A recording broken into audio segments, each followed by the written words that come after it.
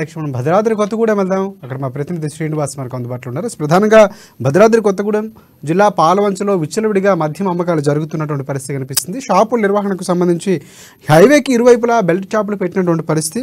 MRP కంటే అధిక రేట్లు మద్యం విక్రయించే పరిస్థితులు అక్కడ కొనసాగుతున్నాయి. 180 రూపాయలు ఉన్నటువంటి మద్యం బాటిల్ 230 రూపాయలకు అమ్ముతున్నటువంటి పరిస్థితి కనిపిస్తుంది. దాదాపుగా 50 రూపాయలు ఎక్స్ట్రా అక్కడ అమ్ముతున్నారు. ఆర్థిక దోపిడీకి గురవుతున్నటువంటి వినియోగదారులు. సో పూర్తిగా చూసి చూడనట్లు ఎక్సైజ్ అధికారులు కూడా ఉన్నారన్నటువంటి ఆరోపణలు సైతం వినిపిస్తున్నాయి. దీనికి సంబంధించి పూర్తి ఎక్స్ప్లెనేషన్ అమ్మా న్యూస్ ఎక్సైజ్ నిర్లక్ష్యపు సమాధానం చెప్పినటువంటి పరిస్థితి. ఆయన అడిగిన నేపథ్యంలో ఆయన నిర్లక్ష్యంగా సమాధానం చెప్పినట్టు కూడా మనకు తెలుస్తుంది. సో దీనికి సంబంధించి పూర్తి అప్డేట్స్ అందిస్తారు శ్రీనివాస్ చెప్పండి. Thank you Rajasekhar.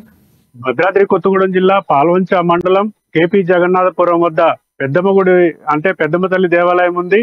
అక్కడ నిత్యము భక్తులతోటి కలకలలాడుతున్నటువంటి ఈ యొక్క పెద్దమ్మ తల్లి దేవాలయ పరిసరాల్లో ఉన్నటువంటి ఈ యొక్క ప్రధాన రహదారుల వెంట ఉన్నటువంటి షాపులలో కిరాణా వస్తువుల్లాగా ఈ యొక్క మద్యం అమ్మకాలు జరుగుతున్నప్పటికీ స్థానికంగా ఉన్నటువంటి పాల్వంచలో ఉన్నటువంటి ఎక్సైజ్ కార్యాలయంలో ఈ యొక్క సిఐ ఎవరైతే ఉన్నారో గురునాథ్ రాథోడ్ చూసి చూడనట్లుగా వ్యవహరిస్తున్నారని చెప్పేసి కూడా స్థానికుల నుంచి తీవ్రమైన ఆరోపణలు వినిపిస్తున్న నేపథ్యంలో మనం అక్కడ ఉన్నటువంటి పరిస్థితిని ప్రత్యక్షంగా చూసేందుకు వెళ్ళి అక్కడ మందు బాటిల్ అంటే కొనుగోలు చేసేందుకు ప్రయత్నం చేసినటువంటి నేపథ్యంలో విస్తుపోయేటువంటి నిజాలు అక్కడ బయటపడినటువంటి నేపథ్యం ఉంది.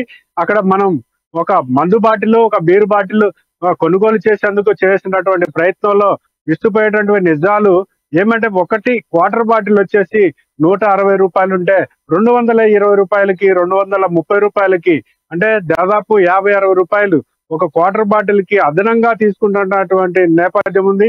బీర్ బాటిల్ 160 రూపాయలు ఉంటే 220 రూపాయలు 230 రూపాయలు విక్రయం చేస్తున్నటువంటి నేపథ్యం ఉంది. ఇవన్నీ కూడా బెల్ట్ షాపుల్లో విక్రయిస్తున్నటువంటి నేపథ్యం ఉంది.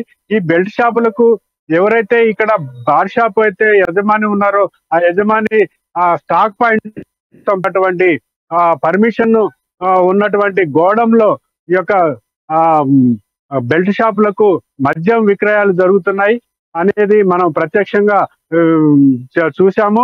అక్కడ ఉన్నటువంటి పరిస్థితి ఆ బెల్ట్ షాపులకు విక్రయించేటువంటి ఈ యొక్క ఎవరైతే షాపు యజమాని స్టాక్ పాయింట్ కోసం తీసుకున్నారో అక్కడ నుంచి సిండికేట్ నుంచి వచ్చేటువంటి మద్యం ఒక బాటిల్ కి వచ్చేసి 20 రూపాయలు క్వార్టర్ బాటిల్ కి అదనంగా తీసుకుంటూ అక్కడి నుంచే మాకు 20 రూపాయలు అంటే 180 రూపాయలు ఉన్నటువంటి బాటిల్ కి 20 రూపాయలు అదనంగా అంటే 200 రూపాయలు తీసుకొని మాకు ఇస్తున్నారు. మేము ఒక 30 రూపాయలు 40 రూపాయలు అదనంగా రేటు తీసుకొని ఈ యొక్క వినియోగదారులకు మద్యం ప్రియులకు అమ్మటం జరుగుతుందని చెప్పేసి ఈ యొక్క షాపుల యజమానులు మనకు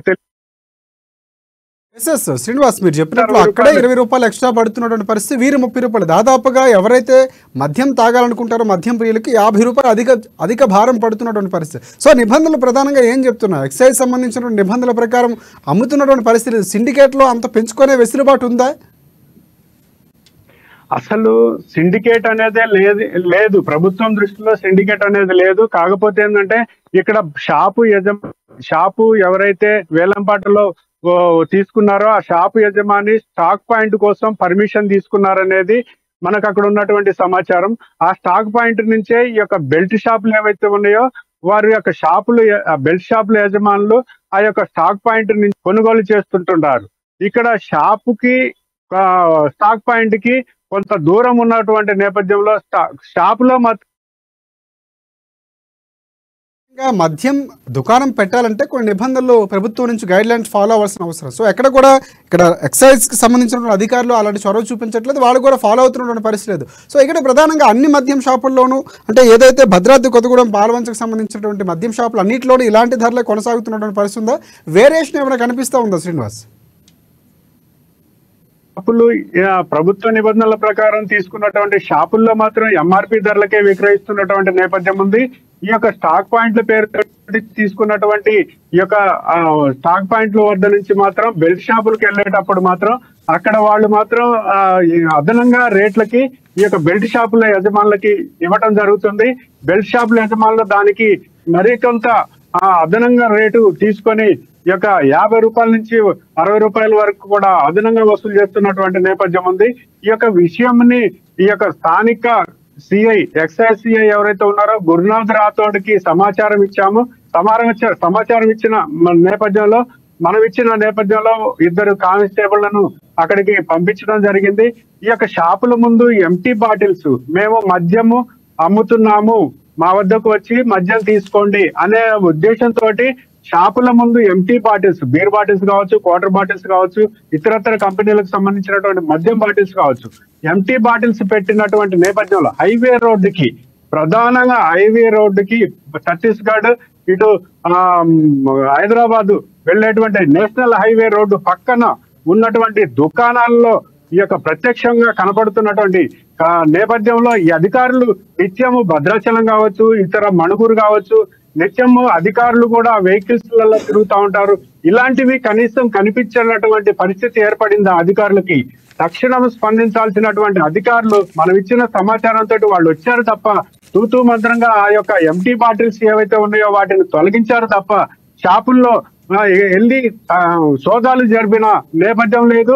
వాళ్ళకేదో మంచిగా పోసగుచ్చినట్టు చెప్పి మీరు బాటిల్ తీసి లోపల పెట్టండి అని చెప్పడం జరిగింది తప్ప అక్కడ లోపలికి వెళ్ళి సోదాలు జరిపినటువంటి నేపథ్యం లేదు.